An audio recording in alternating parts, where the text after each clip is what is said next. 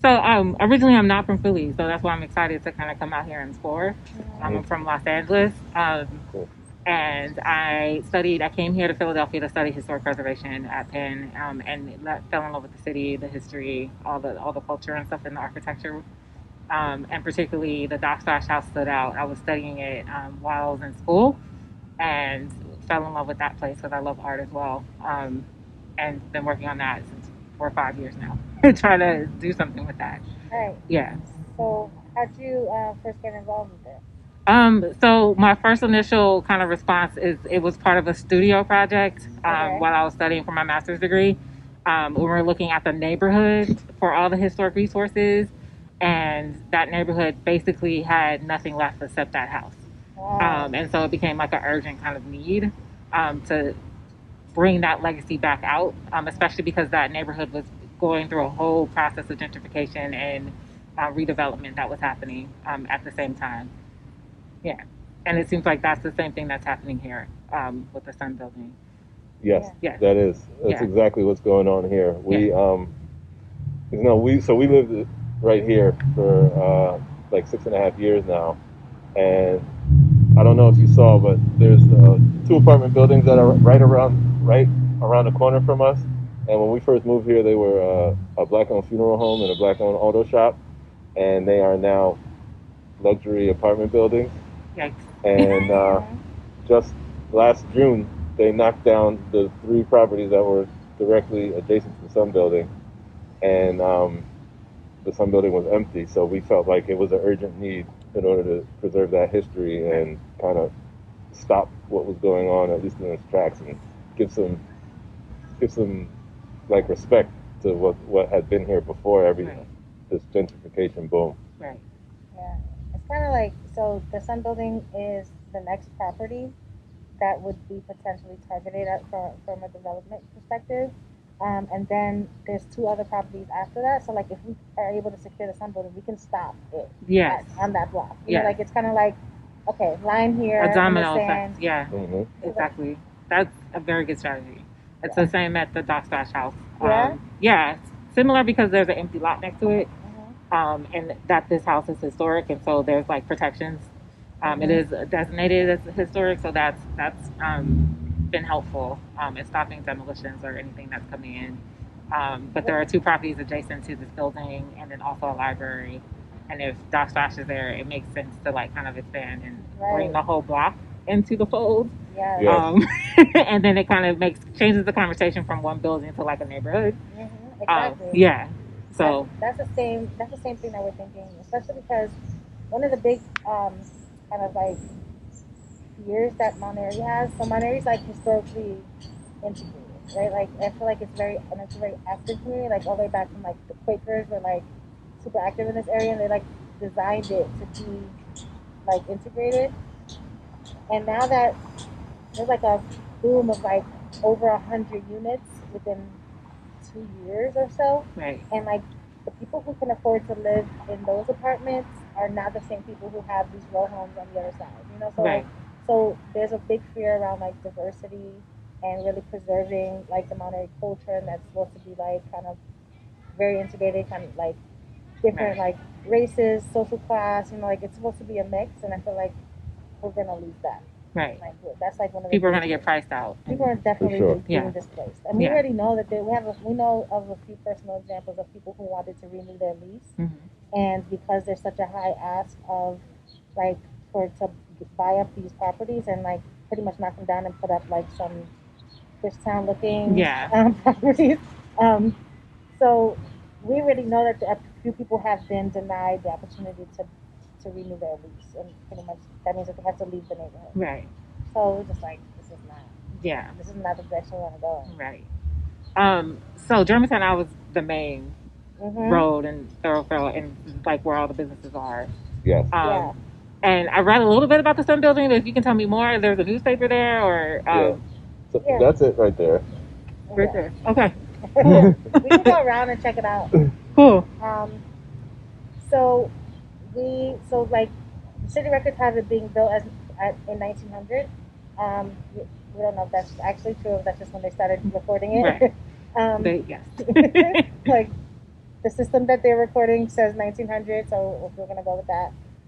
We don't know a lot about the early history, except that we know that it was sold initially to a shoemaker, and that person had the property for a while, and then the next thing we know is that in 1957, I think it is, a gentleman by the name of Malcolm Ford, who was an educator for 30 years, he bought it and put an antique shop in there. So it was a black-owned business, at least we can confirm from 1957. And then he operated that for a while. He was actually a big leader in the community. He has like a scholarship named after him. Still, to this day, Nice. there's a Malcolm Ford scholarship. Yeah. And then we think in like the late 80s, he must have lost it because it was in the city's Right. possession. And then the city had it for a while. It was like abandoned. They're just pretty much like Yeah. blight. And the city sold it to a community group for $1. And then the same person who ran the community group also founded the newspaper. So the Got it. Philadelphia Sunday Sun newspaper operated out of it from 1990 till about 2 years ago. 1999. 1999, sorry. 1999 till about 2 years ago. Nice. Then, The man who founded the newspaper was the president of the NAACP in Philly. Nice. so Yeah. he was a huge political leader. Right. He had a lot of like social capital, Right. a lot of energy and attention. They're actually thinking about naming this block, like the on Germantown Avenue, that segment after him. His name is J. Wyatt Mondesire. That would be cool. Yeah. Yeah. Dox Thrash is on Cecil B. Moore. Like, yeah. Yeah. I was on Cecil B. Moore, Yeah. right? Yeah, Yeah. so that's another reason to be like, there are a bunch of ways to do like, have like a nod to history. But, Yeah. But like, if you are eliminating the physical structures, like just having, we don't want it to be reduced down to having like one of those blue markers. Right. Like, That's so important. yeah. It's so very, very, very important. And I think getting into this like market and trying to save it as individuals is like Thank you. Yes, especially for African American history and especially for development and saving and placekeeping and those ideas. It's just like the way that we're thinking about our projects and the way that we're doing them and getting the word out. And I think it's an example for other folks to kind of follow if they're worried about what's happening in their neighborhood and saving their history and their community. It's like one of the things that like inspired me to think about working with the Dox Thrash House, and if we're successful, having to be a case study for what people can do nationwide. That's awesome. Yes, Yeah. that's a good idea. Yeah, That's awesome. yeah, because we hear so many things about, oh, what are we gonna do? What's gentrification is happening to us, and then and really wanted to be solutions oriented and think about ways like on a smaller scale, block by block, house by house, how we can retain some of our histories. Right. And so that there's no erasure that's happening. It's undeniable. Like you Yeah. change the name of the street. People do it all the time. They come in, change the name of the neighborhood, Yep. and then you're like, okay, what happened to my history and my family? And I remember being in the block and to have all these histories and stuff like that. So I think it's so important to continue to have those legacy here in physical form. So what's the total history behind the Dox Thrash House? Absolutely. So Dox Thrash is an African American printmaker. He invented a printmaking technique called carborundum mezzotint, and basically it's a black and white print using a carbon substance, and it creates this like black, really dark darks and really light lights at the same time. And he did that during a time when lynching was a really big thing. So the early 1900s and 1950s, he was working in and around Philadelphia to kind of highlight Black life and show the dignity of it and show like the humanity of it. Yeah. And so he created that type of printmaking to kind of work in that black and color, so to match our skin tones. Oh. Yeah. And so he would get portraits. He would do portraits of people. He would also show cityscapes. So when he was walking around the city, particularly around North Philadelphia, around Ridge Avenue and Columbia Avenue, he would see things and create a print of it. And they became prolific.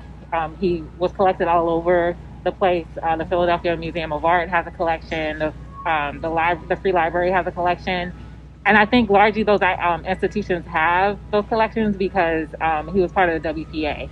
and that's how a bulk of his work got collected. It's now part of the U.S. government collection because of what was going on during the Depression. What's the WPA? The Works Progress Administration was set up during the Great Depression during that era so people can find work. So they had one for artists, they had one for laborers, and this is the federal government hiring people to put them to work, to do like make the railroad, to like create art. They were just paying them.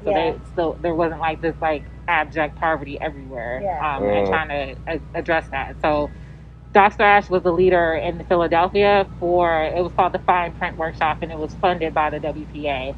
And he was able to be creative and not have to worry about how he's going to eat. And so he created this carpet, this new technique, and came to Philly, lived in this house, had a studio across the street, but also was like a pillar of his community. He was part of this club called the Pyramid Club, which is for African Americans to kind of come look at art, play pool, talk about the latest civic association, whatever's going on at the time. It was like a nice, like affluent type of place for Black folks to kind of congregate. He was a founding member. And other artists also joined this club. So that was all within like the kind of general area of this place called Sharswood. They call it Sharswood in North Philadelphia. Yeah, I know Sharswood. And that's kind of his life and legacy in that house. That's amazing. Yeah. So what are you thinking about, like what's going to become the space? So we're really, really excited to kind of think about with our partner, Beach Interplex, to kind of think about how we can bring art back to this community, because it is one of the last remnants of it. There used to be the Pearl Theater where all these vaudeville acts would come and play. Pearl Bailey was discovered in this theater that's no longer around. So we're really thinking about ways how artists can inhabit that space and kind of talking to community about what are the needs and see if we can match and kind of pair those things and have a commercial space for artists to kind of collaborate with the community, and then have the apartments. There's room for apartments upstairs. Nice. So, yeah. Yeah. So we're pretty much thinking very similarly about really creating. So one of the things that I'm worried about is that as new people move into the neighborhood, they don't know the history, right? And then that's how like gentrification is like one part of it, but then like displacement and erasure is like enough. Yeah. So we're thinking that like, okay, we can't, we don't have the funds to buy every building and to make sure, we can't control that. But as the new people come in, like there needs to be a space where they can learn and mix and like collaborate with the existing community instead of just like steamrolling it. Right. So that's what we're really hoping, that we can create a space in the ground floor of the Sun building that invites people in to do like relationship building activities, right? So like work together, learn together, things like that. So we're really hoping that we can get that done. And then upstairs, we're trying to be really flexible, because at this point we're raising money.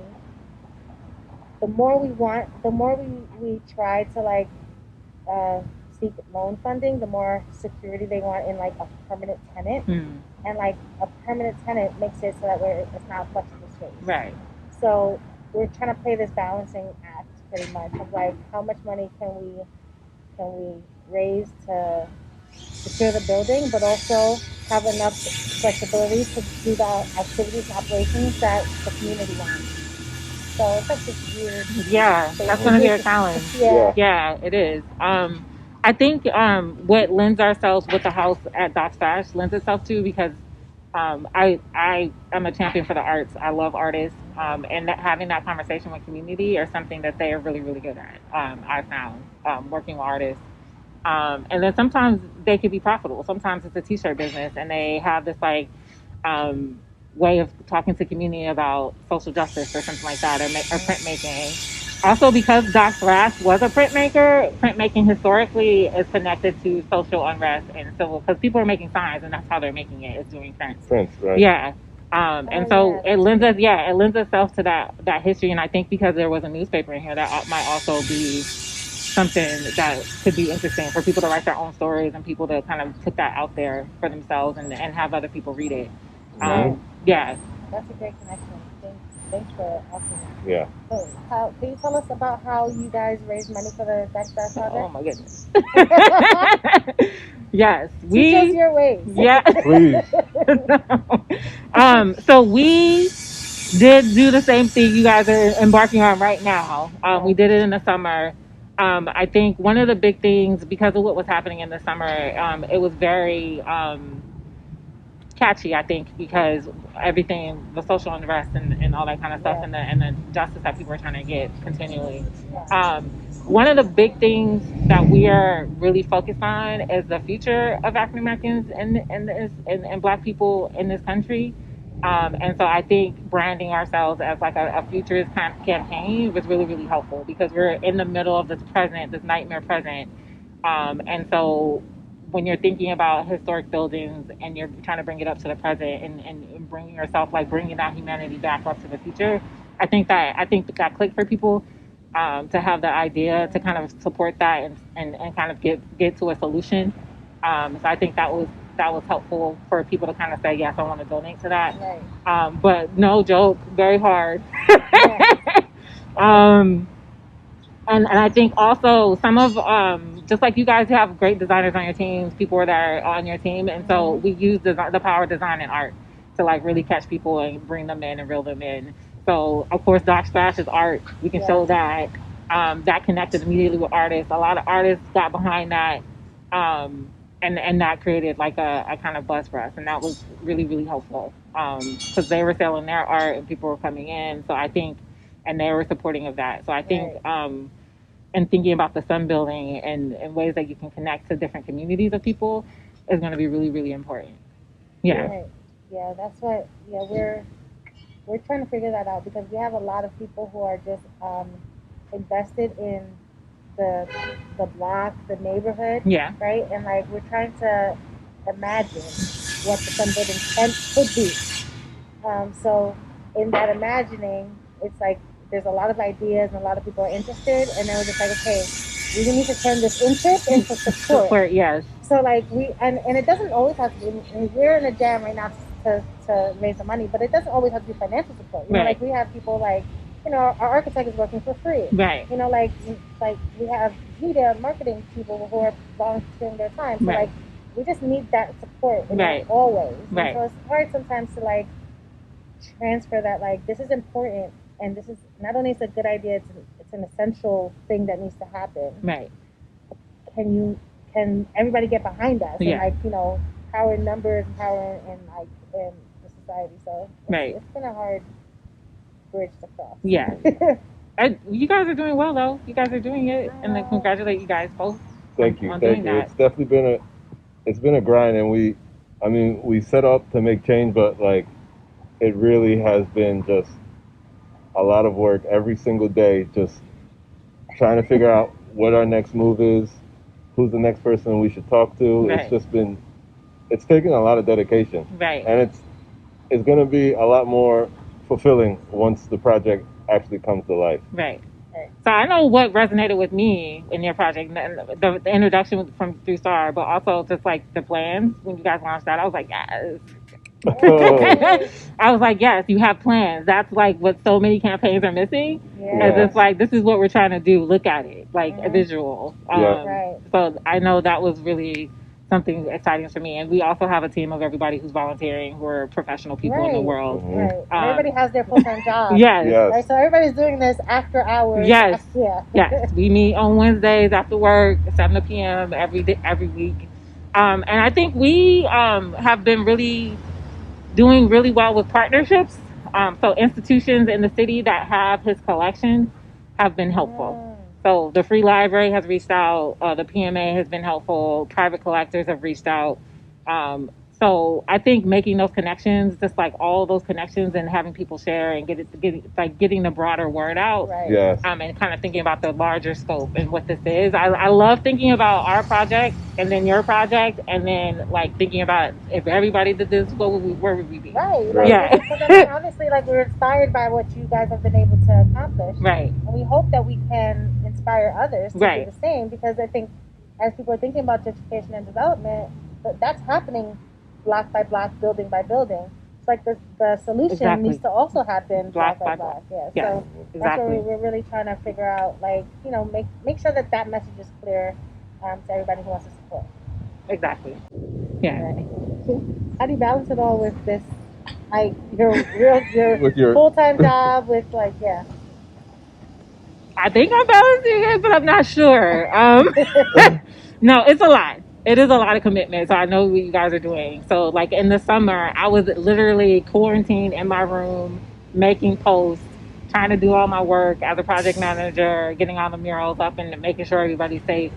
I also am building a new structure at a neighborhood garden called the North Philly Peace Park. So that's going to break ground really, really soon. And so I think my focus has been work here in Philly, just like I've been working. Trying to kind of initiate. Like I had to open my mouth and say this is a good idea. So now I have to like actually prove it and like Right. yeah, and kind of show and do that. So I've been like really lucky to be able to do that. And like really, really grateful to kind of think about those things. And like we were talking about these things in school, theory, but in practice, it's like it's really, really, really rewarding to kind of do that. So, trying to make that space and make that those opportunities. And people are like on board with that. They're just like, I know Maya does all this other stuff, so let me just ask her if she needs some help. And I'm just like, thank you. Yes, we've been so appreciative of people who are just like offering whatever expertise they have. Right? Yeah. And just like whatever it is, like we probably need the help. And like every time we talk to somebody else about a project, every time we try to spread the word, we get like new ideas and we get like more insight and opportunities and do you know this person? And it's just like it's just like you said, it's so rewarding to see that like other people are excited about your idea, about the project. People think this is important, and it's just like, yes, we need. Like, can you join our team? Yes. Like, do you have a full-time job? Yes. I wish we could start like telling people like recruiting team members. Like, I think it's a lot better to do it in community and have people on board. And so if you have like all these people coming around, it's definitely been rewarding to do that and working with folks that you like and respect. That's awesome. Yeah. Thank you for taking time to. Thank you guys for having me. I've definitely been like super supportive. I was like, this is like, yes, do that. We did that. Do that. Yes. Let's see if it works. And I know you guys will get it. We'll get it done. Thank you. Yes, we're right behind you. And Yes. we're looking at you guys for advice and inspiration. So thank you so much. Yes. Thank you guys.